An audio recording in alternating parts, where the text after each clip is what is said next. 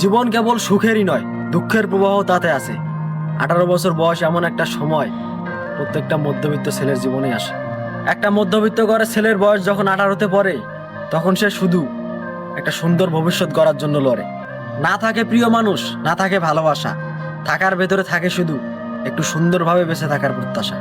একটা বেকার ছেলে 18তে কেবল একটা ভালো দিনের অপেক্ষায় ছুটে। তাই এখন সূর্য ওঠার আগে সে ওঠে। মুখে হাসি, হৃদয়ে বিষাদ, ইচ্ছা স্বপ্ন তারও আছে, তবে হোঁচট খাওয়ায় অভাব। বাবাদের 5 টাকা বাঁচানোর গল্প সকলেই জানে, তারা মহান, ছোট করে বলছি না। তারই ঘরের বেকার ছেলেটা পেটে আজ বালিশ চেপে ঘুমায়, এটাই কেবল প্রকাশ পায় না। দুর্ভিক্ষে যাচ্ছে সময়, বিশ্বাস আছে বদলাবে সময়, বদলাবে দিন। আজকের বেকার ছেলেটা সাফল্যের ছোঁয়ায় মন খুলে হাসবে একদিন।